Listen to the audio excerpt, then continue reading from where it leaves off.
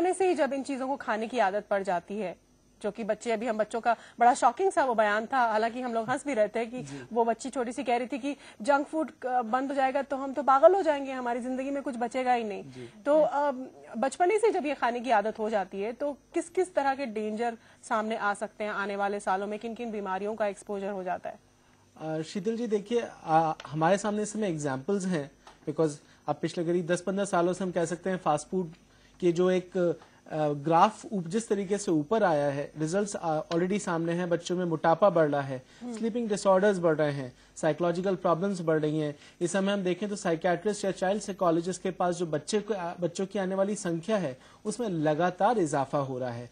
तो ये वो प्रॉब्लम्स हैं या वो रिपरकेशंस हैं या बताया, बड़ी रिजल्ट्स हैं। दिलचस्प बात बताई कि स्लीपिंग डिसऑर्डर, जी, बच्चे तो सब मस्ती से सोने वाले होते हैं, बड़ों को नींद नहीं आती है। बिल्कुल, ये लेकिन आप बता रहे कि बुढ़ापे में नींद नहीं आ रही है, और बच्चों की नींद अगर मिल जाए तो बहुत अच्छा है, क्योंकि रात में एक बार सोए तो सुबह ही उठने की बात होती है।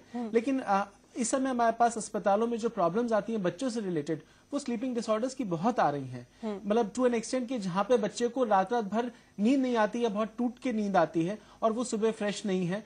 उसका एक रीजन ये भी है कि हमारी फिजिकल एक्टिविटीज नहीं है।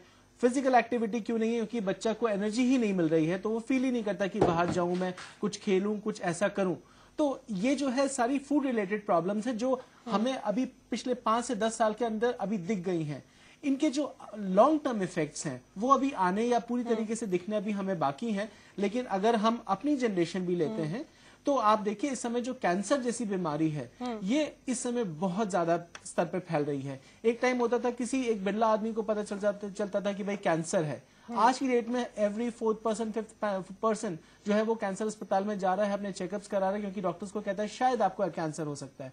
तो अब वो जो शायद वर्ड है, मुझे ऐसा लगता है आगे आने वाले 15 सालों में वो शायद हट जाएगा और कैंसर बहुतायत में हमें मिला करेगा। और उसकी वजह काफी हद तक ये जंक फूड भी बिल्कुल होगा। बिल्कुल मैम, ये जंक फूड एक बहुत बड़ा कारण होने वाला है। आने वाली जो जनरेशन्स हैं उनमें अगर हमने इस चीज को या तो बंद या कुछ स्टेबलाइज नहीं किया तो हमारे अंदर डायबिटीज जैसी प्रॉब्लम जो अब जुवेनाइल कही जाती थी वो नॉर्मल हो जाएगी। क्योंकि बच्चों में हम कहते हैं जुवेनाइल डायबिटीज है, बच्चों की डायबिटीज, लेकिन बच्चों की डायबिटीज एक कॉमन फैक्टर हो जाएगा। लिवर डिजीज एक कॉमन फैक्टर हो जाएगा, क्योंकि हम जैसे अभी हमारी जो डाइटिशियन उन्होंने बताया कि सैचुरेटेड फैट, अनसैचुरेटेड फैट, तो जो फैट हम ले रहे हैं वो इतने खराब तरीके का है कि हमारा लिवर उसको अलग अलग या मेटाबोलाइज नहीं कर पाएगा। मैं डॉक्टर शर्मा से यहाँ पे एक रिएक्शन लेना चाहूंगी, प्रिंसिपल है विद्या बाल भवन स्कूल के। डॉक्टर शर्मा, जैसे कि डॉक्टर साहब ने बताया कि जंक फूड खाने की वजह से उन बच्चों की संख्या बढ़ गई है जिनको नींद नहीं आती है या ओबेसिटी या मोटापा है। स्कूल में आप बच्चों को देखते होंगे,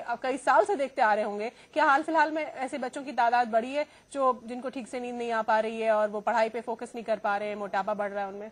देखिए, पिछले 3-4 सालों से जो आंकड़े सामने आ रहे हैं स्कूल में, लर्निंग एबिलिटी बहुत कम हो गई है बच्चों में। उसके बाद सुबह आते हैं और उसके बाद वो ग्राउंड में प्रेयर के अंदर ही चक्कर खाते हैं और गिर जाते हैं।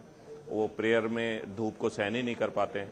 वो स्पोर्ट्स पीरियड में खेलने की नौबत ही नहीं आने देते हैं, वो किसी शेड के नीचे जाके बैठ जाते हैं। और उसी तरह से बच्चों में जो एनर्जी लेवल है वो कम जो हुआ है, उसका असर सीधा साधा है कि हम लोग घरों में कोई चीजें बनाने के बजाय और बाहर से परचेज करते हैं और उसी को आगे ले आते हैं। अभी हाल ही में मैंने लंच बॉक्स देखे हैं कई बच्चों के, जो छोटे बच्चे हैं, जहां नर्सरी क्लास और प्री प्राइमरी क्लास के बच्चे हैं, वो ब्रेड रोल लेकर के आ जाते हैं। बच्चों को कोई चपाती भेजने को तैयार नहीं है, बच्चे मैगी लेकर आ जाते हैं। तो अब जो घर से जो चीजें आ रही हैं उसके लिए तो स्कूल जिम्मेवार नहीं है। और अब आप